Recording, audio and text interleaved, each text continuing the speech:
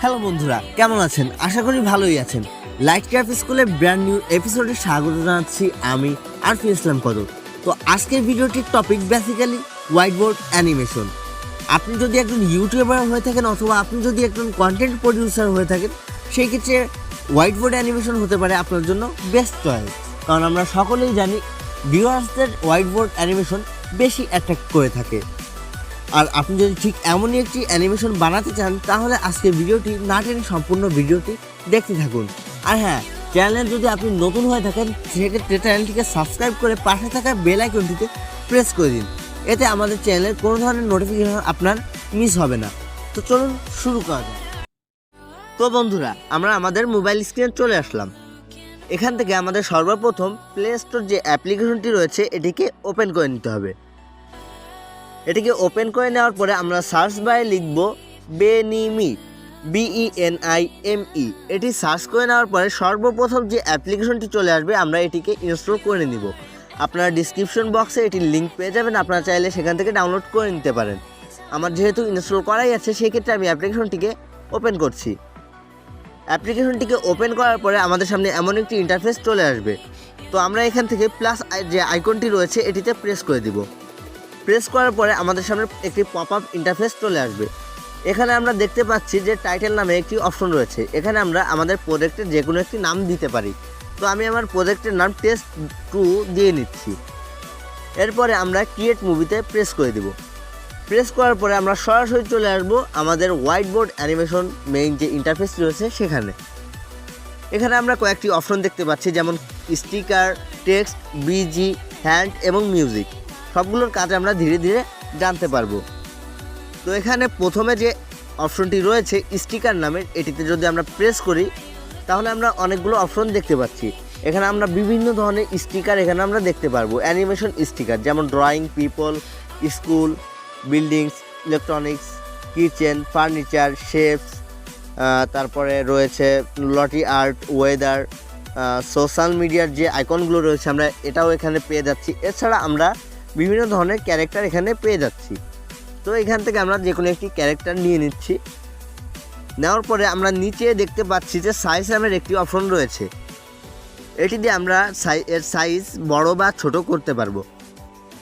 এখানে আমরা মাঝখানে যে অপশনটি দেখতে পাচ্ছি ডিউরেশন, এটি দিয়ে আমরা অ্যানিমেশনটির টাইম বাড়াতে অথবা কমাতে পারবো।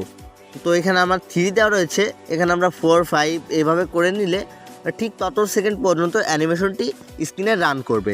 তো এখানে আমরা 4 করে নিচ্ছি। 4 করে নেওয়ার পরে এটি আমাদের স্ক্রিনে অ্যাড হয়ে যাবে। অ্যাড হয়ে যাওয়ার পরে এটি যদি আমরা প্লে করে দেখি, এটি অনেকটা এমনভাবে রান করবে স্ক্রিনে। ঠিক এভাবে আমরা যে কোনো ধরনের ক্যারেক্টার অথবা যে কোনো ধরনের স্টিকার আমরা এখানে নিয়ে আসতে পারি। আমি এক্সাম্পল হিসেবে আরও একটি স্টিকার এখানে এনে দেখাচ্ছি। আমি সোশ্যাল মিডিয়া থেকে যদি কোনো একটি স্টিকার বেছে নিই সেই ক্ষেত্রে সেটির ডিউরেশনও আমরা এখান থেকে বাড়িয়ে কমিয়ে নিতে পারি। এরপর আমরা টিক মার্কে প্রেস করে দিব। প্রেস করে দেওয়ার পর আমরা যদি প্লে করি অনেকটা এমন দেখাবে। প্রথমে যে স্টিকারটি নিয়েছিলাম প্রথমে সেটি অ্যানিমেশন হবে, এরপরে আমাদের সাবস্ক্রাইব লেখা যে অ্যানিমেশনটি রয়েছে এটি রান হওয়া শুরু করবে। তারপর যে অপশনটি আসে এটি হচ্ছে টেক্সট। তো টেক্সট আমরা কিভাবে অ্যাড করব? তো টেক্সট অ্যাড করার জন্য আমরা পরবর্তী পেজে আরেকটি পেজ নিয়ে নিচ্ছি। এর জন্য আমরা প্লাস যে আইকনটি দেখতে পাচ্ছি এটিতে প্রেস করব। প্রেস করলে সাইডে আমাদের আরও একটি পেজ ক্রিয়েট হয়ে যাবে। তো আমরা নেক্সট পেজে ক্রিয়েট করলে আমরা দেখব যে সাদা একটি উইন্ডো আমাদের সামনে চলে এসেছে। তো এখান থেকে আমরা টেক্সটে প্রেস করলে আমাদের সামনে যে কোনো একটি লেখার জন্য বক্স চলে আসবে।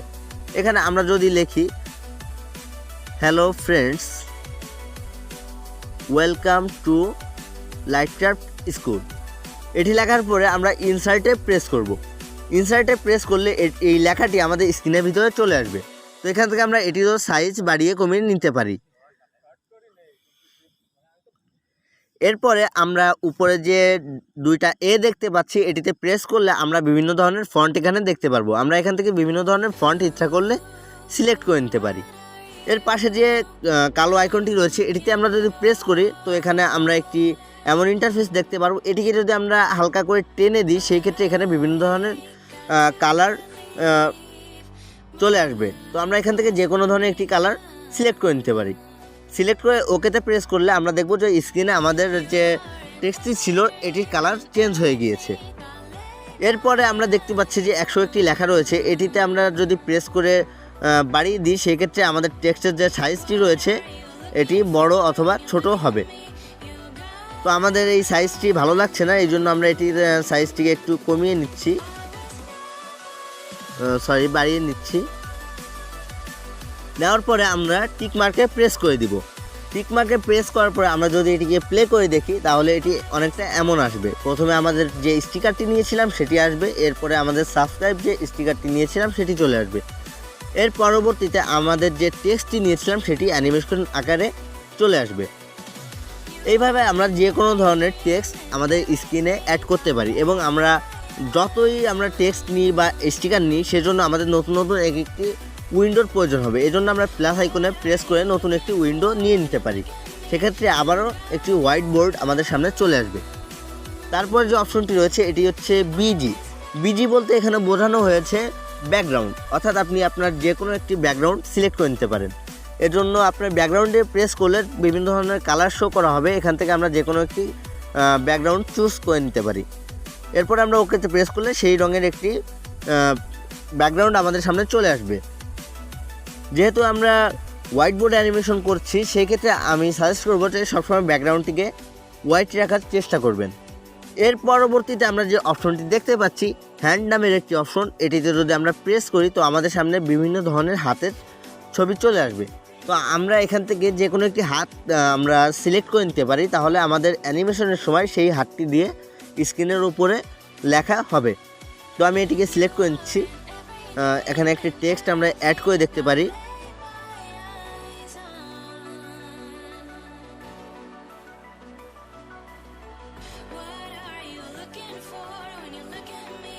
টেক্সট অ্যাড করার পরে আমরা ইনসার্টে প্রেস করলাম, এখান থেকে আমরা সাইজটিকে আর একটু বড় করে নিলাম।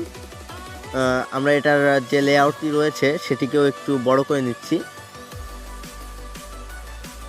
নেওয়ার পরে আমরা টিক মার্কে প্রেস করলাম। তো এখানে আমরা দেখতে পাচ্ছি যে আমাদের যে ব্যাকগ্রাউন্ডটি সিলেক্ট করেছিলাম সেটির উপরে নতুন একটি টেক্সট চলে এসেছে এবং এটা যদি আমরা প্লে করে দেখি সেই ক্ষেত্রে আমাদের যে হাতটি আমরা সিলেক্ট করেছিলাম অর্থাৎ হ্যান্ড অপশনে গিয়ে সেই হাতটি দিয়ে এখানে এটি রান হওয়া শুরু হয়ে গিয়েছে। এরপরে আমরা পাচ্ছি মিউজিক নামের একটি অপশন, এখান থেকে আমরা যে ভয়েস ওভার একটি অপশন পাচ্ছি, এখানে আমরা প্রেস করলে আমাদের লাইভ যে অ্যানিমেশনটি চলবে সেটির সাথে আমরা ইচ্ছা করলে ভয়েস দিতে পারি। এছাড়া আমরা পাশে আরও একটি অপশন দেখতে পাচ্ছি মিউজিক ট্র্যাক, এটিতে প্রেস করলে সরাসরি আমরা গ্যালারিতে চলে আসবো। এখান থেকে আমরা আমাদের যে কোনো একটি মিউজিক সিলেক্ট করে নিতে পারি আমাদের অ্যানিমেশনের সাথে চলার জন্য। তো এরপর আমরা টিকমার্কে প্রেস করে দিব, তাহলে আমাদের মিউজিক বা ভয়েস ওভারটি এটির সাথে অ্যাপ্লাই হয়ে যাবে।